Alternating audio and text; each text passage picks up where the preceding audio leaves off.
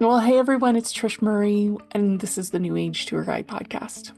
This is the final episode of season 1, and I wanted to do a little bit of a um, recap, if you will, putting a bow on season 1 based on some things that I noticed unfold as I was going through and recording each of the episodes. Honestly, I went in a bit of a different direction than I thought I was going to. I had a whole list of topics that I was going to go walk through, and I think I batted about 50%. And that's not a bad thing. It's actually a really good thing because it really meant that I started to work from a very intuitive place, from the conversations as well as the cadence that I was bringing stuff forward. Much more intuitive place. I started to really feel a sense of flow as it related to the conversations coming forward as opposed to sort of forcing my way through my list. But it also meant that I really needed to lean into a deeper connection with faith, and faith that, Spirit was really bringing forward the conversations that was really pertinent for this particular season, and maybe even more pertinent, more important, more significant to where you guys were and what you were needing to receive or ready to hear. So I share that because I wanted to put a bow on this season, and that bow for me, as I looked back at the theme that emerged for season 1, the bow is this idea of subtracting the fear. Subtracting the fear. Looking back on season 1, there was this overarching theme that started to emerge, and that theme was awareness. Awareness. Seeing this so clearly has given me direction as to where to take season 2 and probably even season 3. In my own journey, I recognized as I was looking at how the season unfolded that it all started with awareness.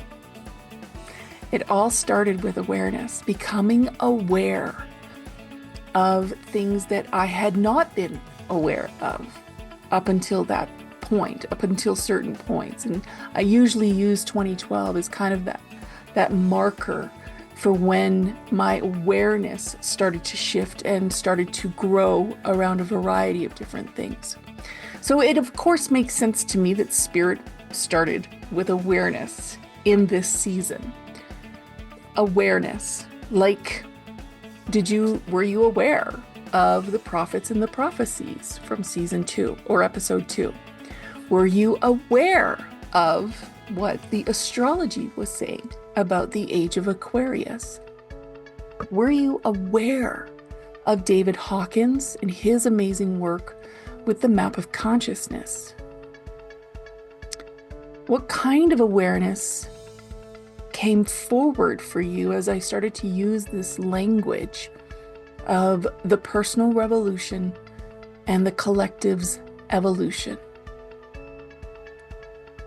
And what did you become aware of when I started talking about making peace with the potential that we're living with one foot in two worlds right now? And maybe we're going to live with one foot in two worlds for a little bit longer, forever. I don't know what the time frame is. It's not about timing, it's about awareness. So I'm closing this season with the priority of subtracting the fear. Because what I recognized as I was kind of looking at this theme of awareness was that for me personally, until I could subtract the fear, I was stuck. I got stuck in being aware and unable to move myself into a more conscious and empowered way of being, conscious, empowered action. I was eyes wide open and wide awake to all of it, to some degree, not to all of it, like every degree. And I didn't go down to the depth of every rabbit hole, but there's very few topics that you can talk to me about now that I don't have some familiarity with, some level of awareness about. The red pills, the rabbit holes, the psyops, the mind games, the manipulation of the media and the marketing. Go back to episode 8. But until I could start to subtract the fear of all that I had become aware of, I couldn't anchor into something that would give me a reason to live and to move and to act and to be in this new age right now, in this new age where possibility and potential abound and where the energy is. If we want to be in creative mode, that's where the energy is right now. It's in this quote new age. It's not in the old things that are being dismantled before our eyes. It's not in the old systems that are disintegrating and breaking down. It's in the new space that's unfolding for us right now. So until I could subtract the fear, I couldn't move into that place of reclaiming the power of my mind and stepping into what I now kind of describe as sovereignty at a soul level. So that's where I'm kind of going in this conversation today. So let's prepare to, as I shift from the video into the audio segment, let's take a moment and just tune in. Just tune in and listen for what we need to hear today in order to shift our minds and prepare our hearts and really hear the wisdom of our soul so that we can find our way to subtract the fear.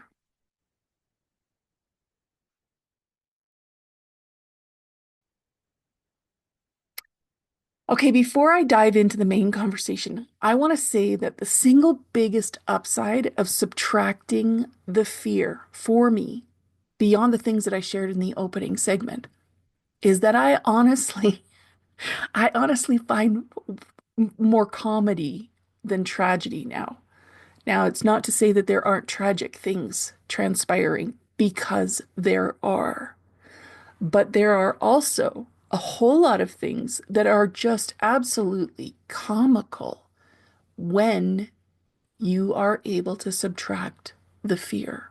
You start to see things unfolding in a much different way when you have subtracted the fear, when you are not looking at the situations, the people, the characters in this play, in this movie, when you start to listen to the messages, the scripts, the narratives without fear, you will start to see the comedy that I experience.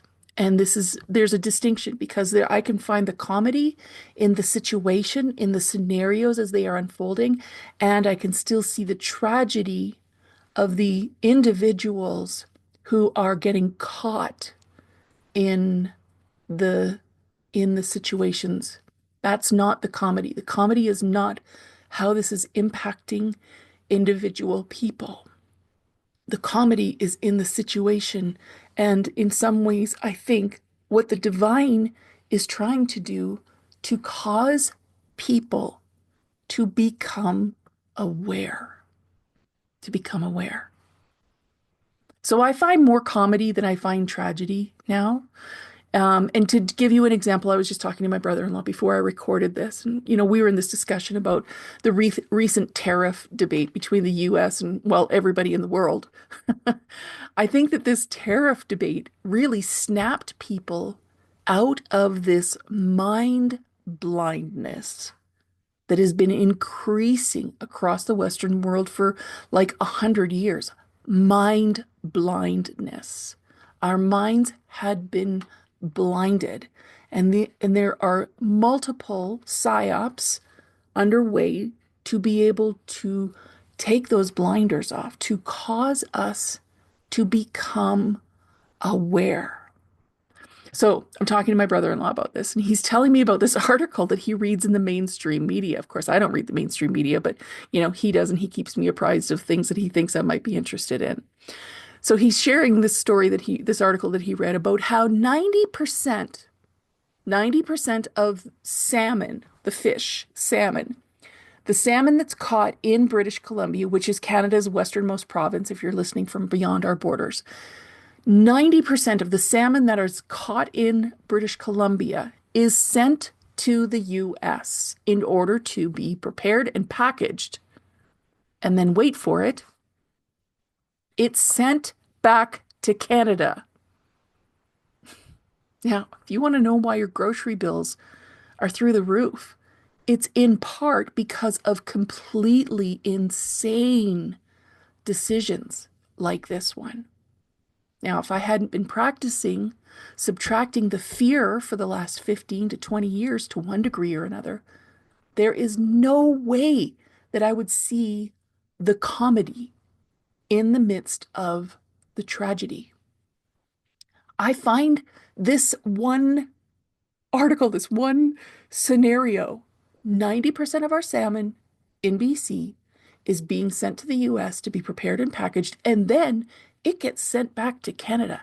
I find that absolutely fucking hysterical.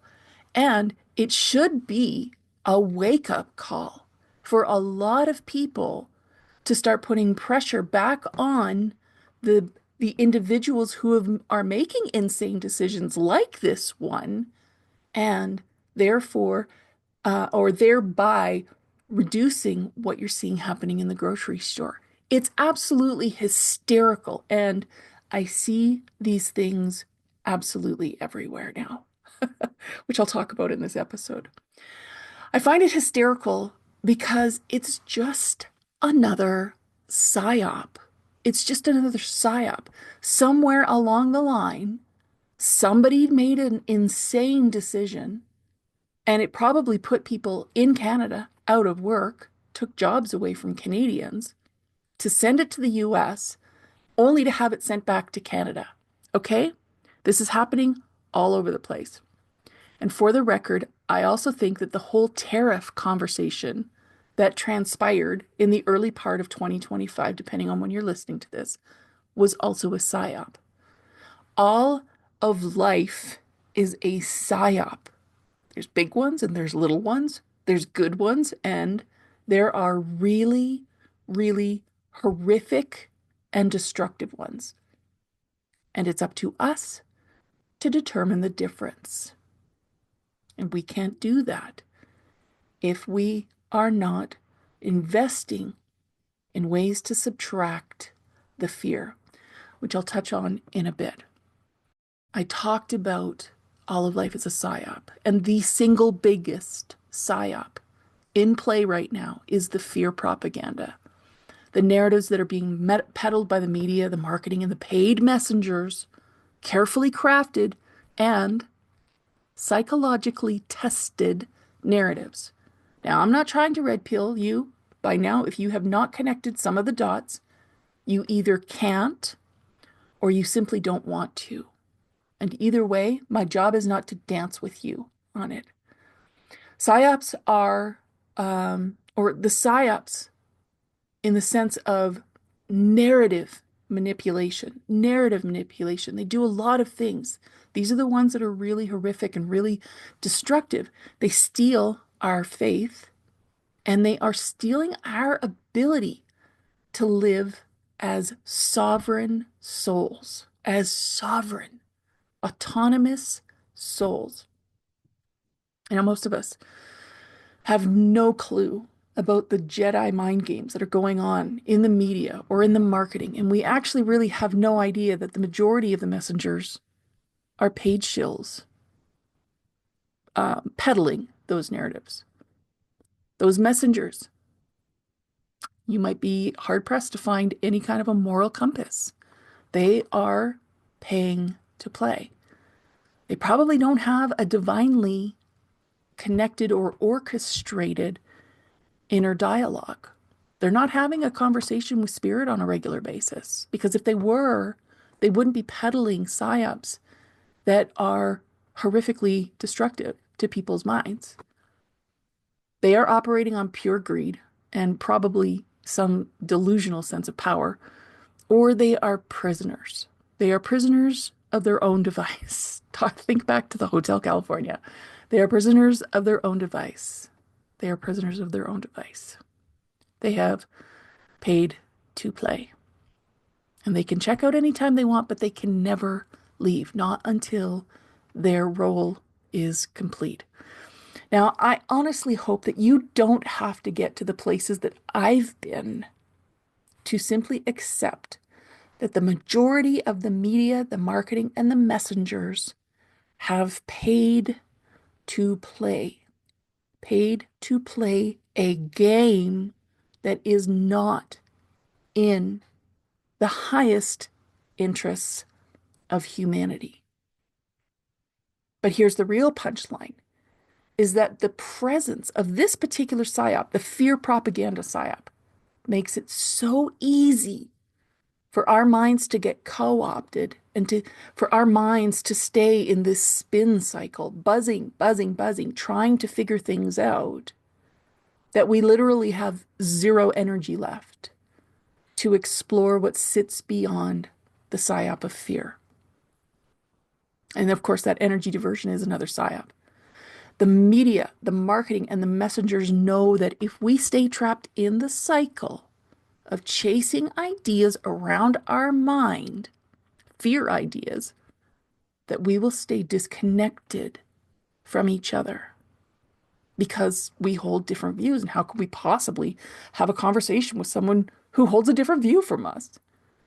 And we stay disconnected from our own inner spiritual dialogue, our own soul conversation. And that's another psyop. Now, I could go on for the whole of this podcast on the various levels of psyops that I have found.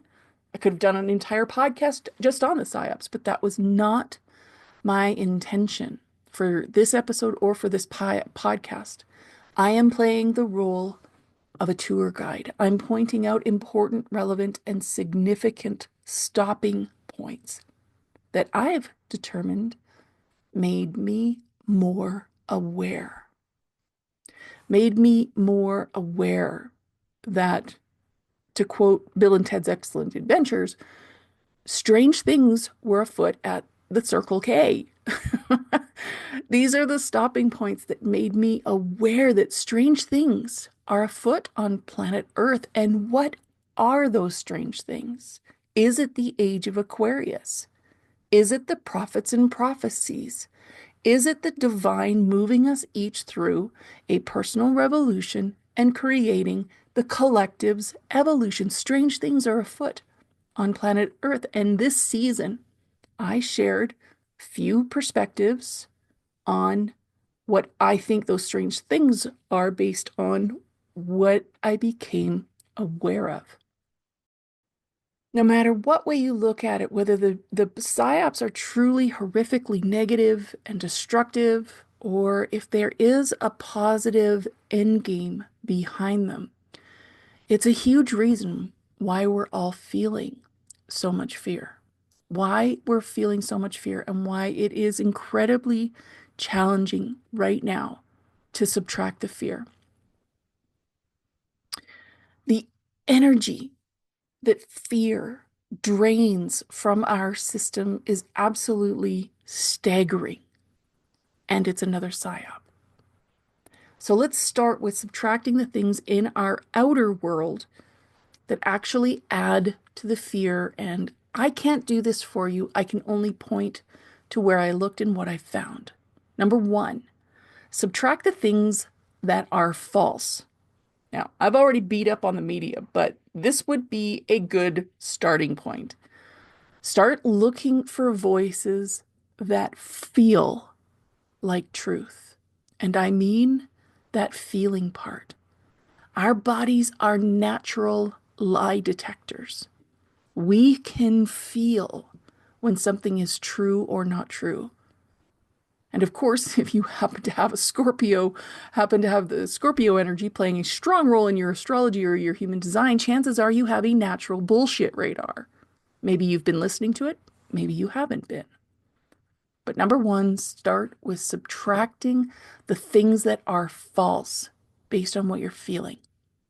Number two, remove things that have no real, true evidence behind them. Now, I've beat up on the marketing a lot in my years after leaving the corporate world, but this industry is absolutely horrific. It's horrible for presenting something as fact when it's entirely fiction, or at least it's fudged around the edges. I mean, I generally think of most marketing today as four lies and a truth. One teeny weeny little truth buried in a pile of pleasantly worded lies. Now, this might be the point where you feel like it's time to tune out. I understand. When I let my inner dragon out, she can sometimes leave scorched earth. But if you want to stay for more, here's number three. Let go of things that are creating the appearance of truth, but are just an illusion. Now, you would think that we would be so savvy to this by now. With the amount of stuff coming out that is so obviously validating the use of deep fake technology, virtual reality, and AI generated everything. But I get the sense that the prolific nature of these things are actually making it even harder for us to subtract the fear.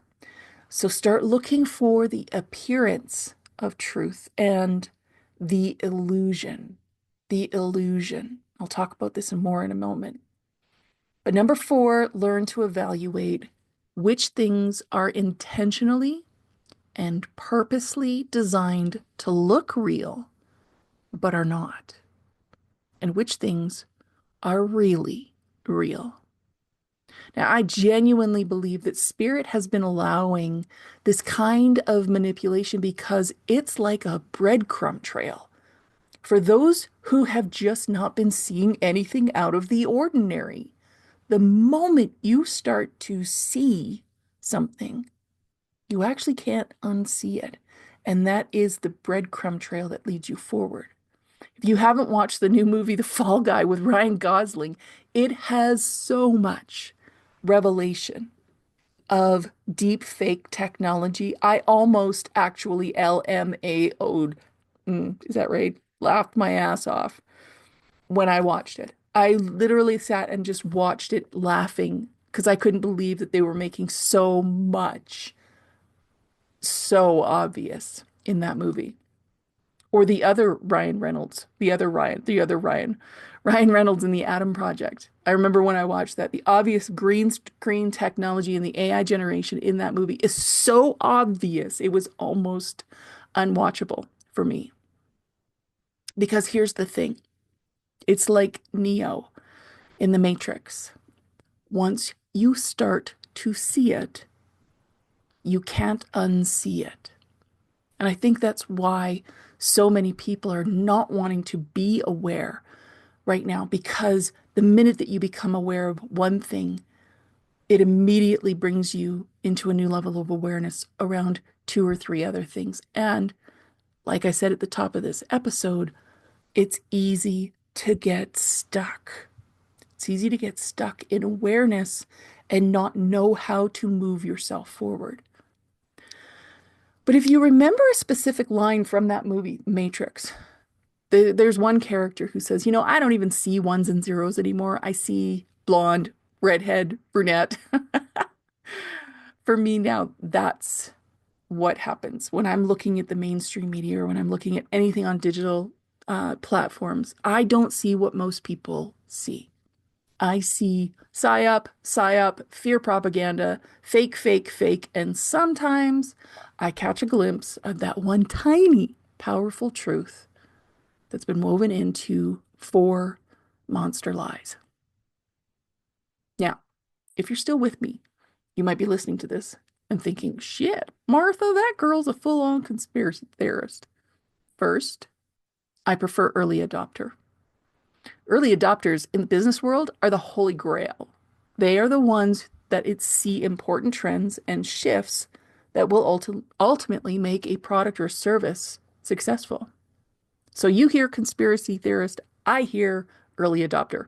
Potato, potato. Second, on the topic of conspiracy, there is overwhelming actual evidence that people tend to conspire, to plot, plan, scheme, collude. And if you aren't able to accept that yet, I understand.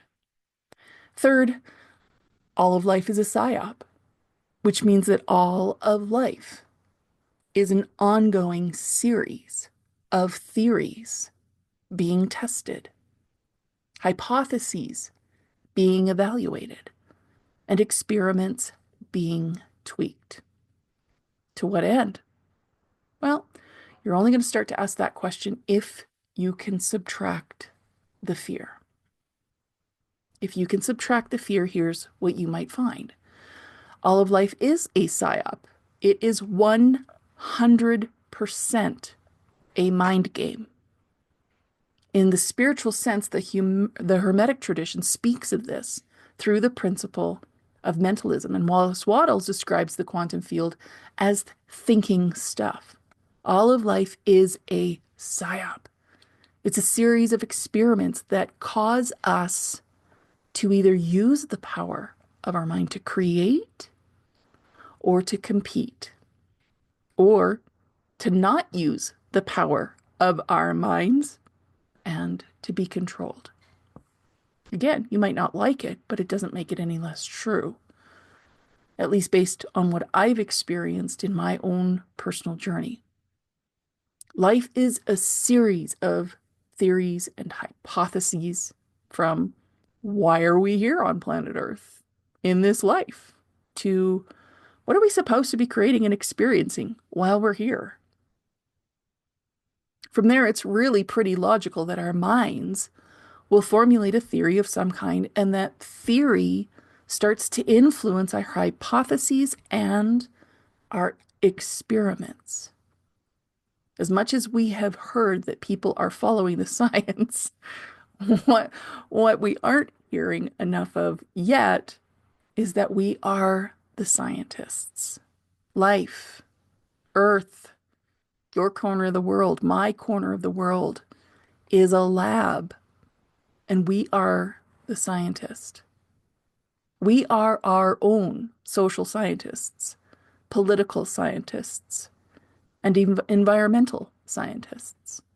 If we are subtracting the fear, we will choose to create a society and to create a political system and to create an environment based on something other than psy-ops that distract us from the power of our mind and the purpose of living.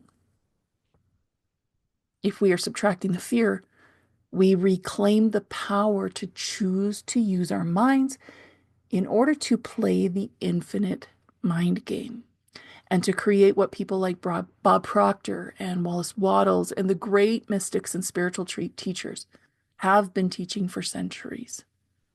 And what now the cutting edge science of quantum physics is bringing forward.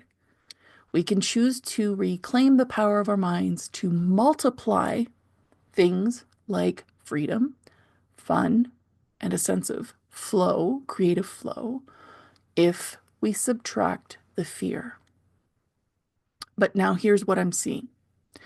In order to subtract the fear, I'm seeing a whole lot of people disengaging, opting out, and bypassing the things that are creating or maintaining the psy-ops, like the media, the marketing, and the messengers. Just bypassing them, just tuning them out, just disengaging with it all. And I did this too. I still do this at times when I feel like I need a detox. But mostly I found a pretty good balance for myself. And mostly now I can pretty much blink through the irrelevant stuff to focus on the important and the significant pieces for myself. Now, I'm not going to tell you whether or not you need less or if you need more of anything. I'm simply here to point out that there is a fine line between being truly aware and investing in self-care of the mind at times. and thinking that we're aware, but actually we're disengaging, opting out, and bypassing. I can also say that for a time, we need to actively engage in the practice of facing the fear in order to subtract the fear. Fear still steps into my mind. It always will. And it's up to me to tune in and determine if the fear is valid or if I need to shut it down and stay in faith and in flow.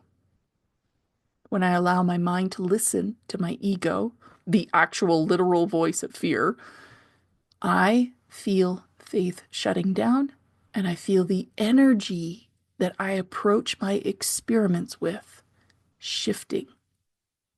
Now, I've had lengthy conversations with this ego side, the side of fear, and some of them, honestly, haven't been very kind.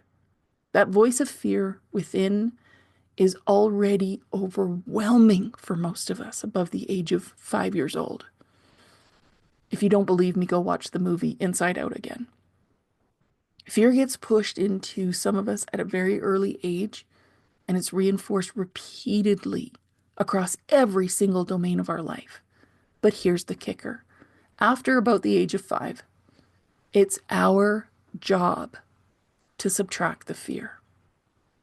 Fear isn't going away, and we don't want it to. It plays an important role, as anyone with any kind of insight into our psychological beingness will know. But right now, individually and collectively, fear is running the show. Fear is the dominant narrative.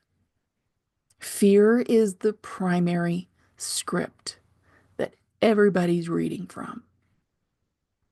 Now, remember, I'm not a coach. I'm not in any way, shape, or form a therapist or a counselor.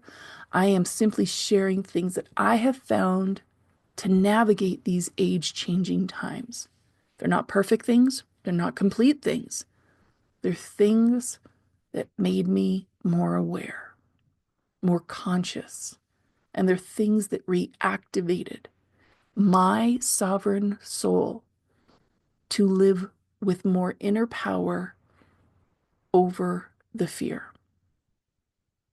Now, if I were to pick one thing that I think equipped me to do this, beyond the 4 things that I shared earlier, I think it would be this. One thing to subtract the fear. Be now. Now, we hear variations of this every day, all day, and my guess is that 80% of us don't really practice this. Being now. Being now. For me, it's been a process and a practice of being versus doing that has helped me subtract the fear. And it's by being now, being right here, right now, in this micro moment, that I realize I'm safe, I'm valuable, I have precisely what I need right now. And in this micro moment, I lack for nothing. Now, I can say this having used this to move myself through incredible adversity at times and periods where there was plenty of things happening and that were adding fear. Be now. And it reminds me of that verse, of a verse from the Christian Bible, that depending on the translation that you consult, it says, the kingdom of heaven is now. The kingdom of heaven is here. The kingdom of heaven is at hand, which I think emphasizes the spiritual dimensions and the energetic nature of the kingdom. And it emphasizes its nearness. It's always right here. And then go back to episode 2 and bring forward James Redfield's Celestine Prophecy. If you're familiar with that story, he describes the shifting dimensions and what it takes to stay in the higher vibrational state with 2 main ideas: embodiment and presence. Being in our body and being now, being present in the moment, in the feeling. Now, of course, spiritual traditions beyond the Christian views have pointed to the power of our breath to cultivate that embodiment. So that's another practice that I work with. The breath work through yoga.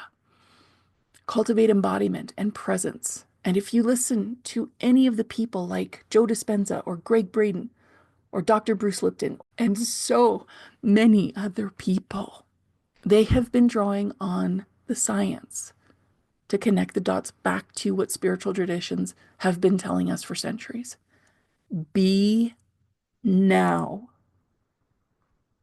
If we are living in the future, we're living in anxiety, fear. If we're living in the past, we're living in regret, fear. And if we can start to subtract the fear, we can live in the present. We can live from neutrality, acceptance, love, joy, and peace. Subtract the fear. Stay present. Be now. Allow awareness. Because once you see it, then you can shift it. Well, thanks for joining me for this final episode in this season. A season of conversations that turned out to be really focused on this idea of raising awareness. And this episode specifically, I'm inviting myself and others to see where we need to subtract fear in order to get unstuck. If this resonated for you, I would appreciate it if you shared it with somebody in your corner of the world and subscribed on YouTube, Substack, or Spotify to get future segments. You can also offer a rating or a thumbs up just to let people know which ones you're liking. There is a standing invitation to anybody who is listening to this podcast to explore my private Telegram group dedicated to sovereign souls. It's a membership space, and you are welcome to investigate it for 30 days to get a sense for the kind of conversations that I'm bringing forward there, which will go further than what you're hearing in this podcast and what you'll see on my social profiles. Insights that we need from human design, astrology, and numerology to know thyself at a soul level. Soul stories of high-profile individuals, and then using some of those insights to become more soulful beings. In my personal opinion, sovereignty is the ultimate endgame for the chaos and the confusion that we see unfolding in our world right now, and it's the ultimate endgame of this new age, starting at a soul level. Because when we do that, it creates a ripple effect across every aspect of our lives. And it ultimately impacts and it influences the collective. If we want it in the external world, it has to exist in our internal world first. I hope you'll check it out if this sounds like something you've been searching for or sense that it might be what you need right now to navigate these rapidly changing social, economic, political, business, and spiritual landscapes, one degree at a time. Until next time, I'm Trish Murray, welcoming you to the new age.